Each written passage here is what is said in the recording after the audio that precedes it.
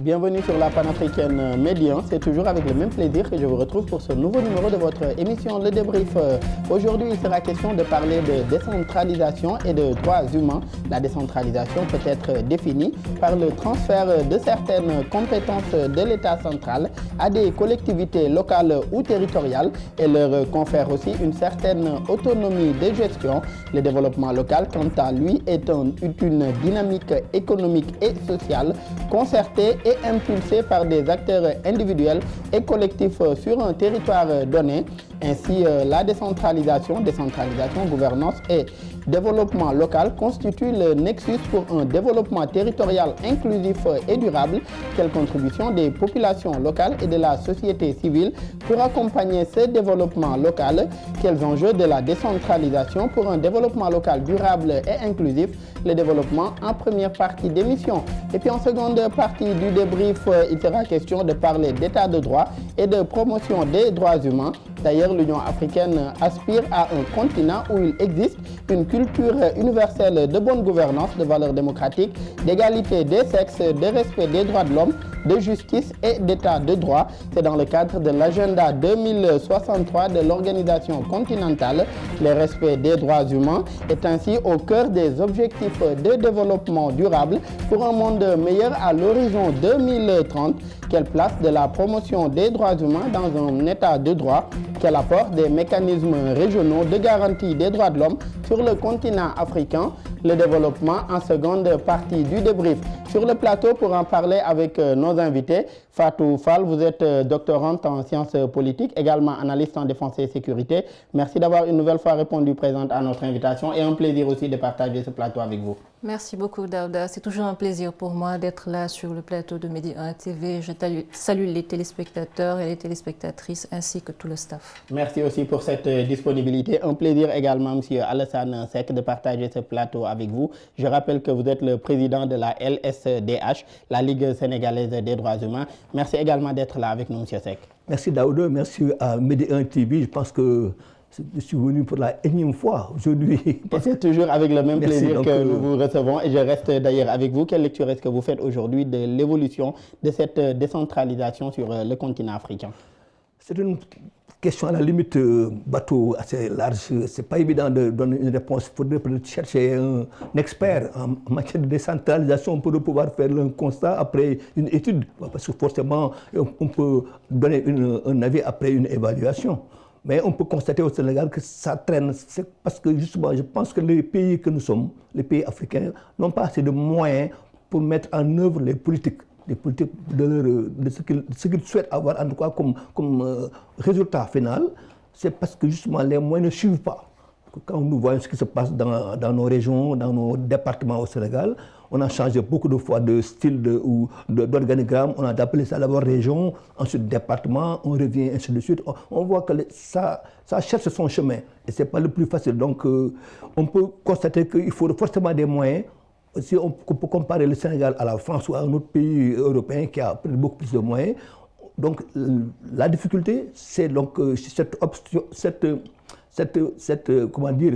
façon d'avoir... Les réformes menées ne sont pas souvent accompagnées des moyens nécessaires aujourd'hui pour permettre à ces circonscriptions-là de pouvoir en tout cas avoir cette autonomie de gestion qui est recherchée. Absolument. Et selon vous, comment cette décentralisation se fait de déléguer en tout cas cette parcelle ou certaines compétences aujourd'hui de l'État central à des États décentralisés?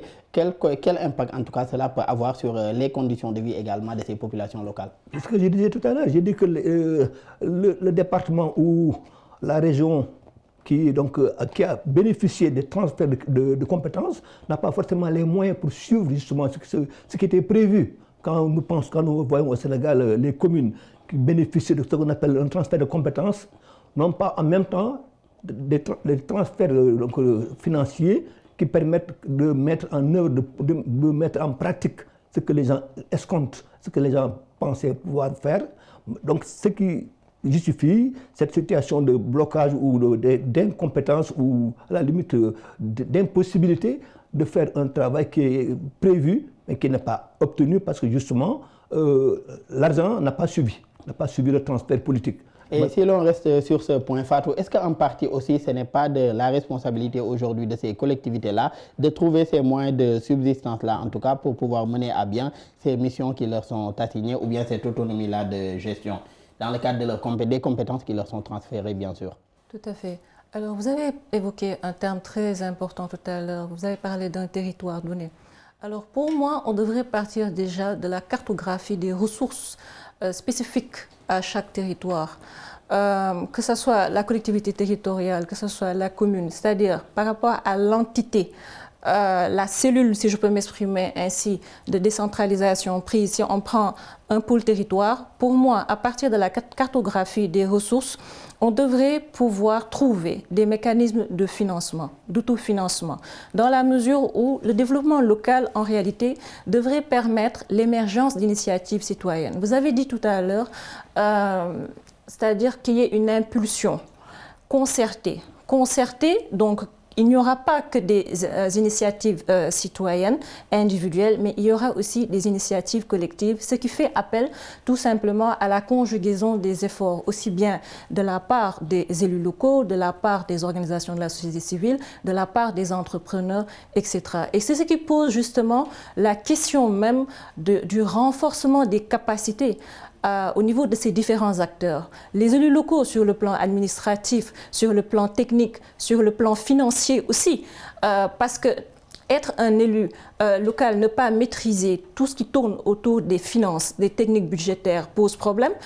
Et sur le plan du numérique aussi, et je vais développer un peu plus tard, alors ce que je veux dire par là, c'est que il faudrait qu'au niveau de ce territoire, que tous les acteurs conjuguent le même langage, qu'ils soient d'accord déjà par rapport à la vision de développement souhaitée au niveau de cette communauté et qu'il y ait une stratégie sur le court, sur le moyen, sur le long terme et tout simplement qu'aussi bien les techniques financières visant à propulser ou à contribuer à l'essor d'entreprises au niveau de cette collectivité puissent exister, mais aussi que le numérique et les outils de l'IA puissent contribuer à rendre plus attractif l'environnement économique. Et on reste sur un point important que vous avez soulevé tout à l'heure, à savoir la nécessité de renforcement de capacité. Je rappelle même que c'est sur ce plateau que nous avions reçu un auditeur avec qui nous échangeons également sur les questions de développement également et d'action publique. Et il faisait part aussi d'une chose importante,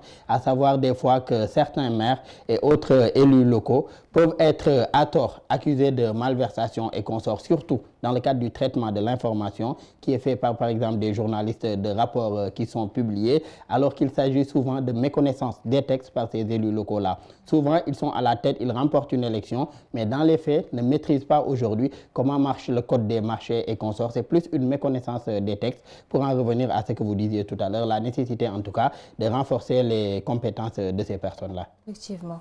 Effectivement, parce qu'une faute de gestion n'est pas forcément équivalente à un détournement. Faute de gestion n'est pas égale à détournement. Et vous allez remarquer, certes, voilà, dans certains environnements, un taux de corruption plus élevé. Et d'ailleurs, sur ce paramètre, il y a des études qui sont menées par rapport aux interactions entre la démocratie, le taux de corruption, quel est l'impact sur les investissements, sur le taux de croissance ou sur les dépenses.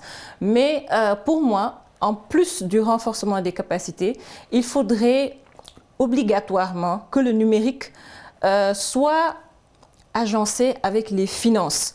Parce qu'aujourd'hui, quelle est la problématique majeure pour le développement local? C'est la maîtrise de l'information. Et la maîtrise de l'information, quel type d'information?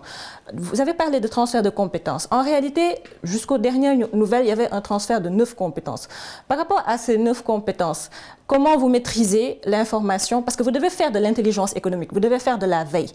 Et au niveau des collectivités territoriales, on doit avoir un système de business diplomatie. Ce qui va permettre non seulement déjà, les élus locaux sont censés avoir une carte d'attractivité du territoire donné. Ce qui fait qu'à travers la business diplomatie, vous pouvez organiser des missions économiques, vous pouvez organiser de grands événements internationaux au niveau de la collectivité territoriale. Et je vais aller plus loin, je vais même toucher à l'éducation, dans la mesure où souvent on a un problème de compétences parce que l'éducation et la formation dispensée ne collent pas aux compétences que l'on souhaite avoir pour exploiter les ressources du territoire donné. Un autre paramètre aussi, c'est qu'on pourrait aller même à l'échelle de l'Union africaine vers une harmonisation des certifications, ce qui va permettre aux collectivités territoriales d'un État donné d'avoir des sortes de jumelage avec d'autres collectivités territoriales au niveau d'autres États africains. Et nous reviendrons tout à l'heure sur ce point que vous abordez, à savoir la coopération. Vous avez abordé un autre point également, à savoir cette nécessité de travailler de façon concertée aujourd'hui, même si l'éducation est en partie aussi une compétence transférée. Il y a de ces questions comme adapter les formations d'un territoire donné aux besoins aujourd'hui de l'emploi dans ce territoire. Il faudrait aussi un soutien ou un accompagnement de l'État central, d'où cette nécessité en tout cas de travailler de façon concertée. Et au-delà d'un point que vous avez soulevé tout à l'heure, à savoir la question des finances, le fait que les réformes ne sont pas souvent accompagnées de moyens nécessaires pour permettre à ces collectivités-là de bien s'auto-gérer. Au-delà de ça, selon vous, quelles sont les autres limites et défis en tout cas auxquels en tout cas sont confrontées plutôt la démocratie sur le continent, la décentralisation autant pour moi sur le continent? C'est vrai qu'elle a touché du doigt le problème, c'est d'abord l'aspect financier, le nerf de la guerre, c'est les sous. Ensuite, comme elle a bien dit, la formation, il faut encadrer les élus locaux, le maire, ses adjoints, tout ce qui travaille, ce qui tourne autour de la communauté ou l'entité, comme elle a bien dit.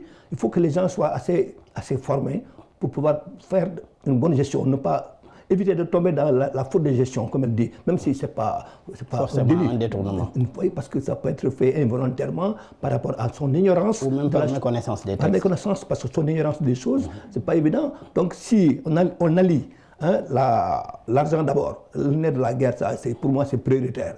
Hier, j'en parlais hier à un fils à moi sur l'opportunité des Sénégalais. Hier, le Sénégal a été battu par le Nigeria au niveau des U20. Je me plaignais que le Sénégal n'avait pas cette capacité de faire face à des difficultés parce qu'on n'a pas les moyens d'envoyer nos jeunes faire ce qu'on appelle les benchmarking, des pratiques, des stages assez fréquentes, qu'on puisse le faire de façon régulière. C'est ça qui manque un peu au Sénégal. Et c'est valable, comme elle a bien dit, au niveau comment dire, si on peut faire des jumelages entre villes, Sénégal comprenne la ville de Louga, qu'on puisse la jumeler à Bouaké, en Côte d'Ivoire, ça peut rapprocher les populations, ça peut rapprocher les peuples. Mais la difficulté, Daouda, c'est cette acceptation de l'autorité suprême, l'exécutif, qui accepte de jouer le jeu. La plupart du cas, s'il y a un conflit entre l'exécutif et un peu l'entité inférieure, à savoir une mairie de commune, souvent c'est l'exécutif qui prend le dessus. Parce que justement dans les textes de nos jeunes États, l'exécutif est Dieu puissant. Dieu sur terre, c'est l'exécutif, c'est le président de la République. C'est pourquoi on a demandé au prochain dialogue qui va se passer le 28 mai, qu'on puisse diminuer un peu cette puissance de l'exécutif, du président de la République, qui est ce qu'on appelle un hyper-présidentialisme. C'est justement à cause Vous parlez de la situation tendue qu'on note des fois entre l'exécutif central et également certaines collectivités locales et autres mairies de ville. On reste d'ailleurs sur ce point que vous abordez. Le plus souvent, on le note sur le continent africain, que ce soit au Sénégal ou ailleurs, des redécoupages aujourd'hui du territoire et autres réformes également de la décentralisation. Tantôt aujourd'hui, on parle de volonté de rétablir une certaine équité territoriale, mais d'autres également peuvent y voir aussi des visées électoralistes. Selon vous, quelle pertinence aujourd'hui de ces réformes dans une gouvernance territoriale qui, on le rappelle également, est en perpétuelle mutation? D'autant plus que Fatou même a rappelé tout à l'heure la nécessité aujourd'hui d'inclure des outils comme le numérique et autres. Absolument, mais la difficulté c'est d'accepter le principe de ne pas faire bouger les choses suivant ses intérêts. Quand il arrive que dans une situation donnée, à la veille d'élection, de consultation électorale, que l'exécutif se sentant peut-être menacé dans un fief, puisse brouiller les cartes, changer un peu le format actuel de la cartographie électorale à son profit.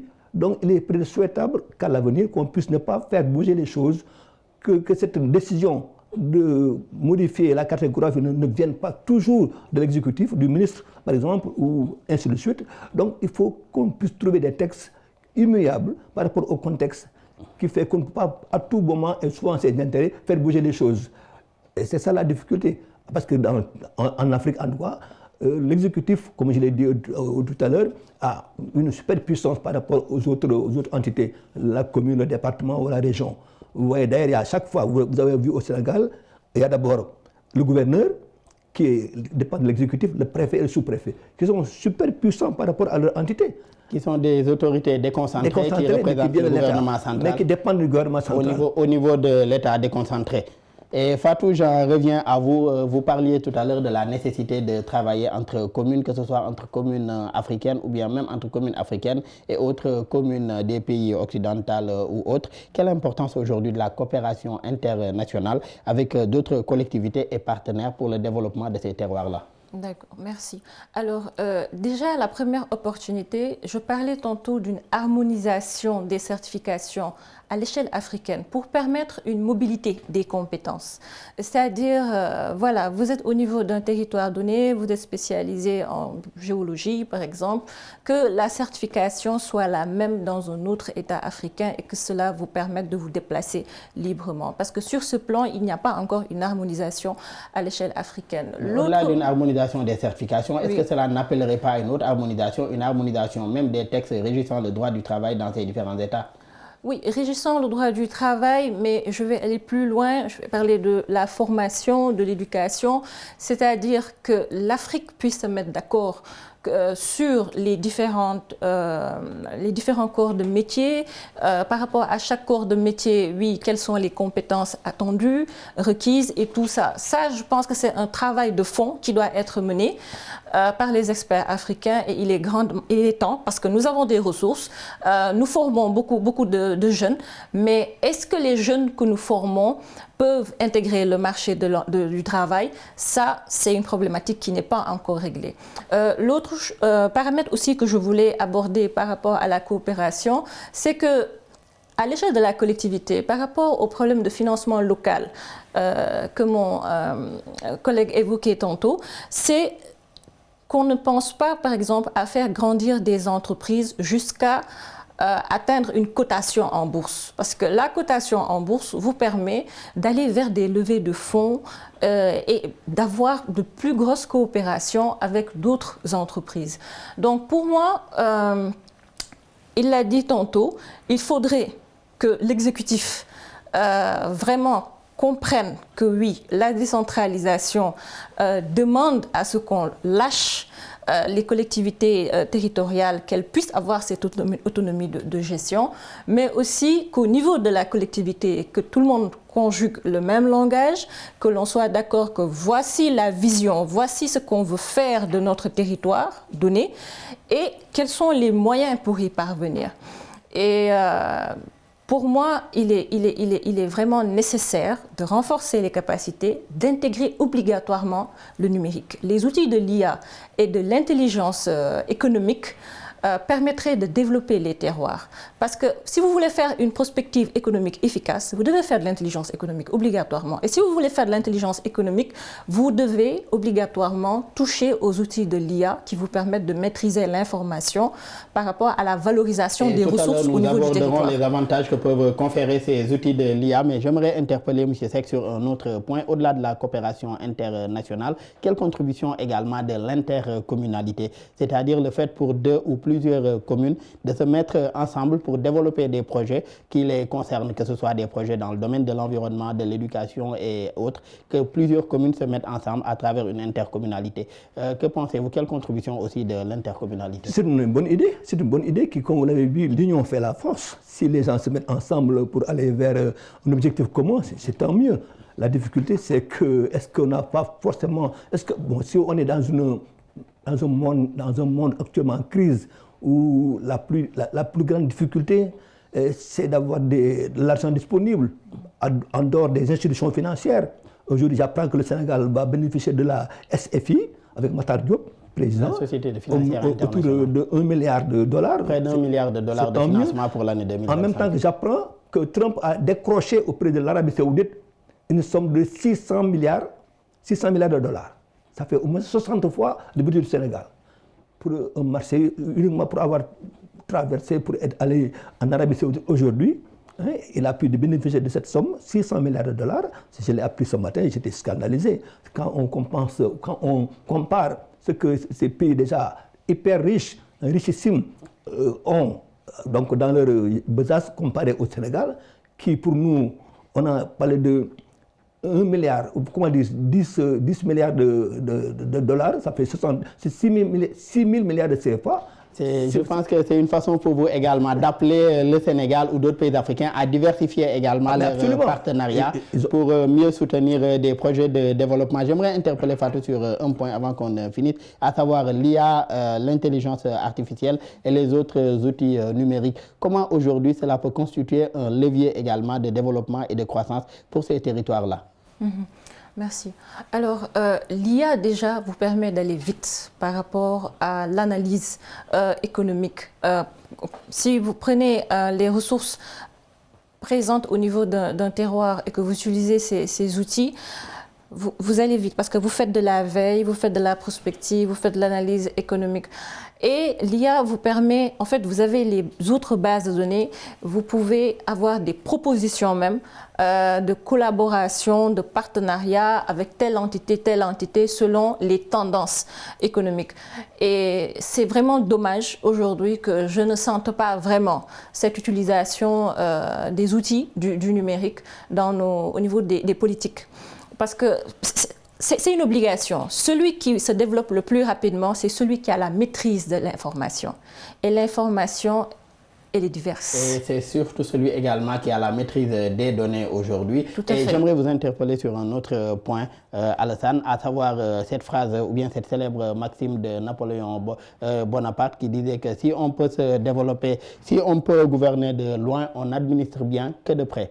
Aujourd'hui, il parlait, faisant référence à la création de la fonction de préfet en 1800, mais appliquée aujourd'hui à la décentralisation. Est-ce que également cette décentralisation renforcée peut aujourd'hui contribuer à arriver à cette autonomie de gestion dont on parle depuis tout à l'heure pour ces collectivités locales-là? Oui, ça c'est comme vous l'avez dit, c'est un souhait, pour nous c'est l'idéal, laissons voir cette situation, laisser le temps aux communes, aux élus locaux de faire leur preuve, avec toute la liberté qui sied à ce genre d'opération. Mais ce que je voulais dire par rapport à l'IA, parce que moi je suis informaticien de métier, c'est mon métier originel.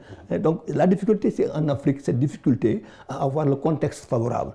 Hier, j'ai appris le président de la République qui était en Côte d'Ivoire, il parlait de numérique. À la limite, c'est un leitmotiv, c'est ce qu'on nous dit depuis bientôt une année, c'est la nouvelle méthode. Mais la difficulté, c'est de mettre en place un cadre adapté. Il faut qu'on ait le courant disponible, il faut qu'on ait des ordinateurs disponibles. On en parle, je pense qu'on parle de projets, par exemple, de numérisation des archives ou de l'état civil. L'état civil, on en a parlé depuis Bargny, à l'époque Mardiouf, c'était il y a 20 ans. Moi, j'ai fait la DTAI. Donc, la DTAI, c'est la direction de l'informatique au niveau du Sénégal, de l'État. DTAI, Direction automatique de l'information. Donc, et ce dont vous parlez, c'est-à-dire qu'il serait important également, donc, pour arriver en tout cas à cette pleine maîtrise ou bien cette pleine exploitation de ces outils-là, que sont les outils numériques ou l'intelligence artificielle, la maîtrise aujourd'hui de nos données, la maîtrise également de la question d'accès à l'énergie, mais surtout l'infrastructure nécessaire en tout cas pour pouvoir mener à bien cette mission. Nous en sommes à la fin de la première partie du débrief. Dans la seconde partie, il sera question de parler d'état de droit et de promotion des droits humains, et c'est tout de suite.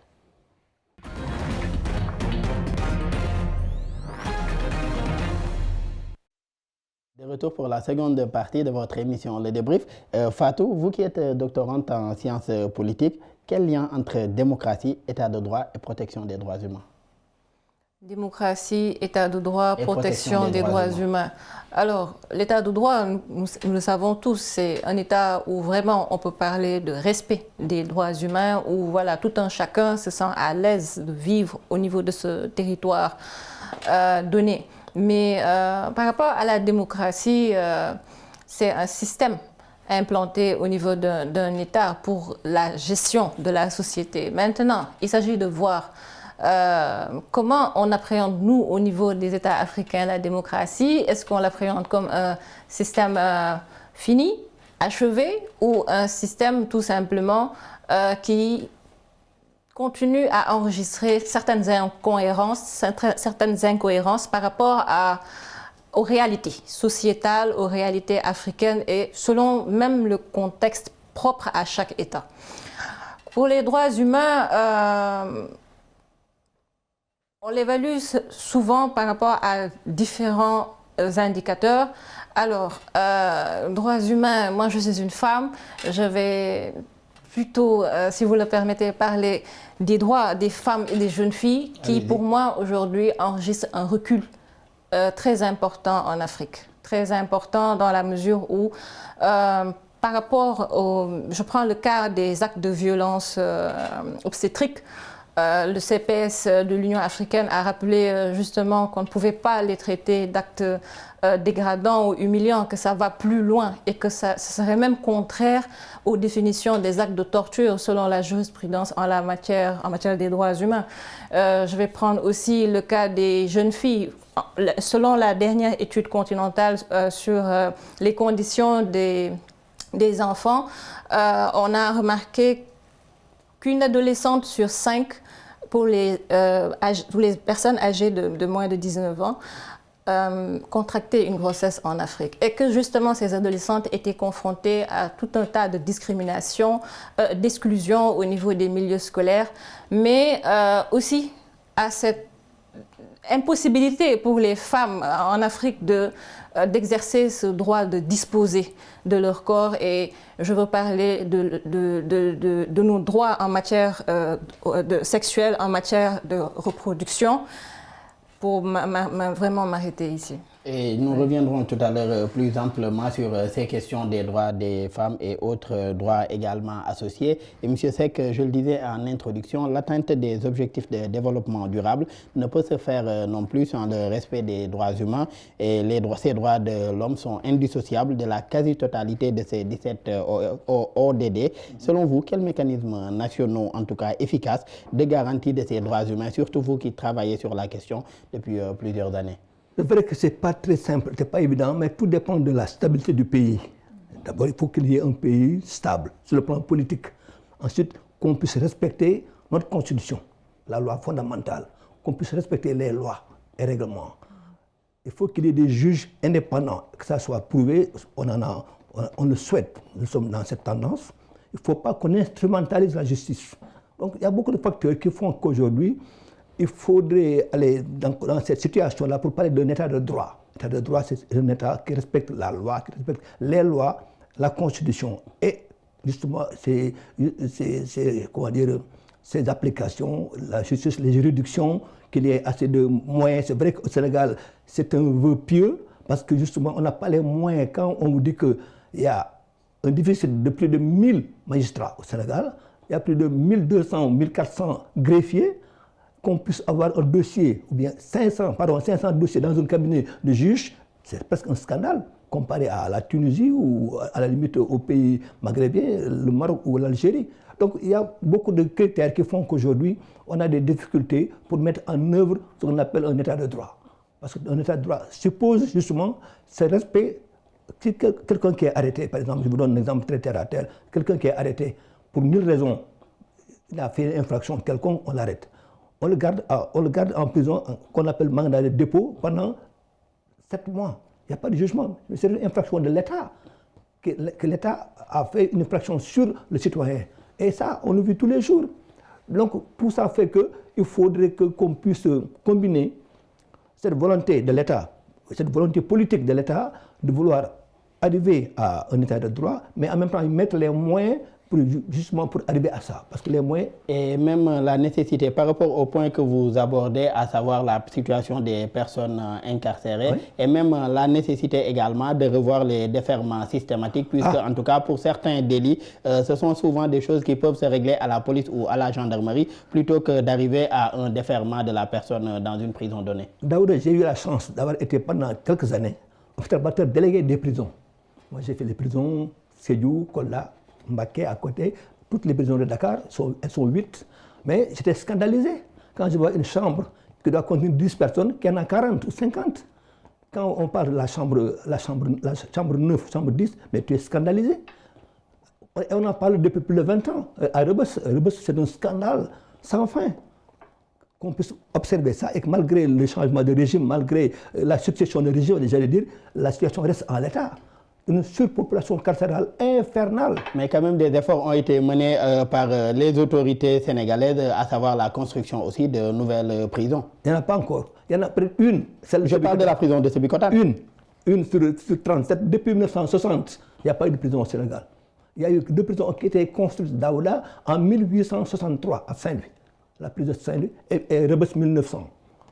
Depuis lors, il n'y a qu'une prison qui a été construite, celle de Sébikotane, qui est à peine 400 personnes, qui peut construire 400 détenus.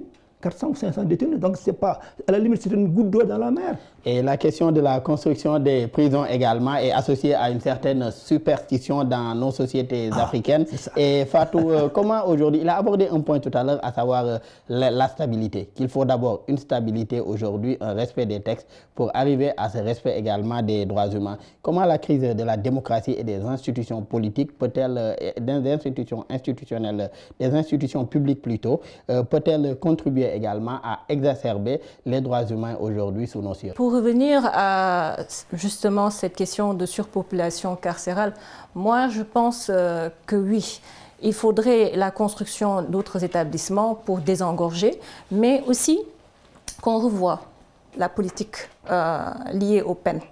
Parce que pour moi, tout délit ne doit pas faire l'objet d'une sanction, d'un emprisonnement.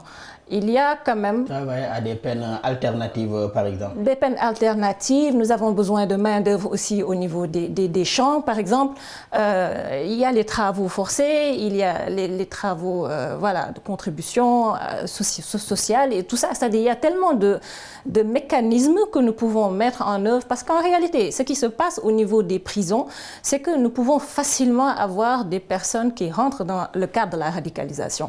Parce que les conditions de traitement sont tellement dégradantes, peuvent tellement être dégradantes que l'être humain peut se révolter et justement que l'on ne puisse pas avoir à la sortie de cet individu l'effet escompté. Souvent, nous avons l'effet contraire. Et vous voyez même certains qui sortent, qui vous disent, écoutez, nous, on n'a plus notre place dans notre société. Et facilement, ils vont commettre une autre... Ce sont des gens qui récidivent. Qui vont récidiver parce que pour eux, ils se sentent plus à l'aise dans ces conditions de détention qu'à l'air libre. Et ça, c'est un problème. Parce que quand nous avons un système de canalisation des personnes et tout ça, nous devons faire en sorte de donner toujours une chance à l'être humain pour qu'il puisse continuer à évoluer en société. Et cela en appelle à la question même de travailler à cette réinsertion sociale-là de ces personnes-là qui sont incarcérées pour qu'après, en tout cas, d'avoir purgé leur peine, qu'ils puissent aujourd'hui se réinsérer dans la société sans peine également et sans grand souci, puisque malheureusement, des fois, ils sont victimes de ce regard de l'autre-là, au point qu'ils préfèrent retourner plutôt que de rester dans cette société. Et je sais que l'ODD 16 qui vise à promouvoir l'avènement des sociétés pacifiques et inclusives où chacun peut jouir de ses libertés fondamentales. En termes d'acquis, en tant que militant des droits humains, constatez-vous des avancées notoires, en tout cas, pour ce qui est de la promotion des droits en Afrique? C'est difficile, hein? On ne peut pas comparer. Bon, chaque pays a sa spécificité. Au Sénégal, il y a une difficulté. C'est vrai qu'il y a une avancée au niveau de la justice. On a pu voir cette façon de faire, de passer rapidement au jugement, ce qu'on appelle souvent flagrant délit, qui vient souvent à la place de l'instruction, où quelqu'un est arrêté, gardé à vue, mène à des dépôts, il attendra 7 mois, 8 mois, on double même la limite. Et les assises aussi qui ont été remplacées par des chambres criminelles. Malheureusement, les chambres criminelles datent de longtemps, c'est depuis 2016. Hein. Mais les assises, on attend d'avoir les réformes de la justice. Parce qu'on avait promis depuis le 29 mai 2024. Donc, à quelques 3 mois après l'élection du président Bassirou Diomaye Faye, qu'il avait souhaité qu'on fasse les réformes de la justice. C'était à Diamniadio, 29 mai 2024. Ça fait 1 an, dans quelques jours. Le 28 mai, c'est le dialogue, dit-on. Mais il faudrait que, dès lors que le président a sa majorité parlementaire assez forte, 130 députés sur 165, on aurait imaginé, on avait pensé que le président allait rapidement mettre en œuvre les réformes, et les mettre justement les réformes, d'abord voter les nouvelles lois et appliquer ces nouvelles lois. Par rapport à beaucoup de choses, nous on a souhaité qu'il y ait un juge de la détention, un juge des libertés, qui puisse avoir en dernier recours, en dernier ressort, les moyens de juger et d'indiquer si on doit arrêter, on doit mettre quelqu'un en prison ou non, comme vous l'avez dit.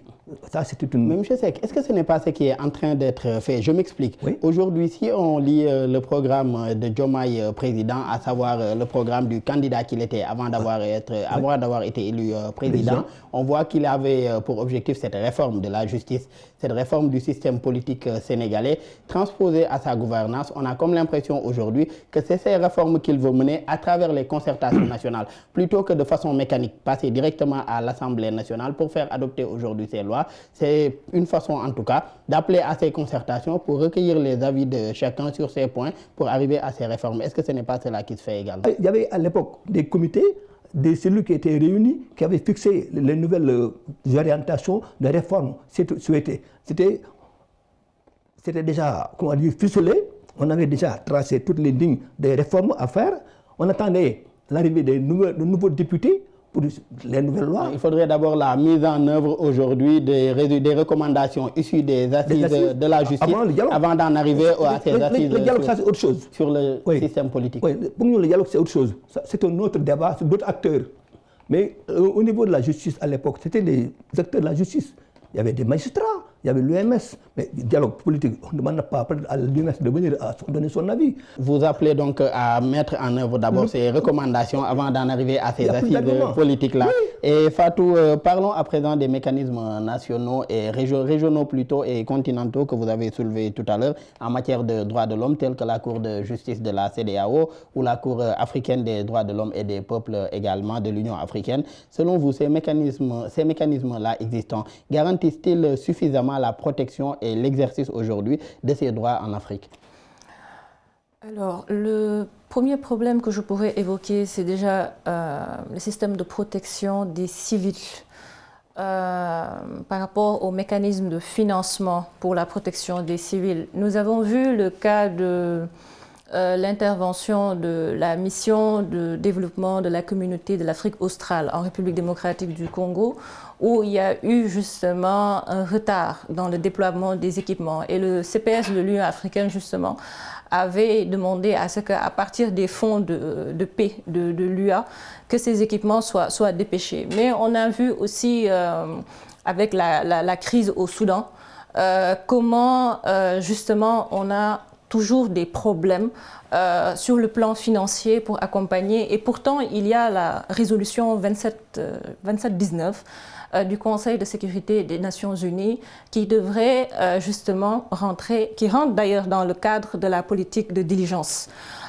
pour soutenir les missions ONU-UA concernant la protection des civils. Donc pour moi, l'accent devrait être renforcé parce que souvent, dans les zones de conflit, nous avons principalement le problème de la protection des civils qui vraiment est très, très, je dirais à la limite défaillante pour moi. Et pour renforcer cette protection des civils, selon vous, comment renforcer davantage les compétences et prérogatives de ces cours, que ce soit des cours régionaux ou bien même à l'échelle continentale, afin de leur permettre de garantir plus efficacement les droits des particuliers et institutions qui s'estiment lésés aujourd'hui par leur juridiction nationale? Je précise que c'est bien à condition que tous les recours nationaux aient été épuisés ou jugés inefficaces. Alors, si je comprends bien la question, c'est en situation de conflit ou post-conflit? Non, pas en situation de conflit. Même en situation hors conflit. Post-conflit. Post-conflit. Post-conflit. Alors, déjà, pour moi, les mécanismes de l'Union africaine ne sont pas assez rodés, ne sont pas assez simplifiés. Nous avons tout un tas de lourdeurs en réalité par rapport à la protection des civils en zone conflictuelle. Et post-conflit, vous avez d'autres paramètres qui rentrent en compte, qui entrent en compte. Vous avez les processus DDR, vous avez les processus de restauration de la justice, de restructuration du tissu social. Alors, il y a plusieurs acteurs en réalité qui doivent jouer leur rôle. Il ne s'agit pas seulement des organismes ou des mécanismes internationaux et régionaux et tout, mais à l'échelle nationale, à l'échelle locale, à l'échelle même de la chefferie locale, vous avez entité qui a son rôle à jouer. Des mécanismes endogènes. Voilà, par rapport aux mécanismes endogènes, justement. Et pour moi, on est constamment face à des situations où il faut un renforcement de ces mécanismes parce que nous avons une géopolitique très mouvante et nous assistons constamment à de nouvelles problématiques qui font face et qui demandent une synergie des actions et une révision même pour moi de la stratégie même de protection pour moi des civils au niveau des foyers de tension à l'échelle africaine. Et M. Seck, en tant que président de la Ligue sénégalaise des droits humains, quelle place occupe la formation et la sensibilisation dans vos différents programmes?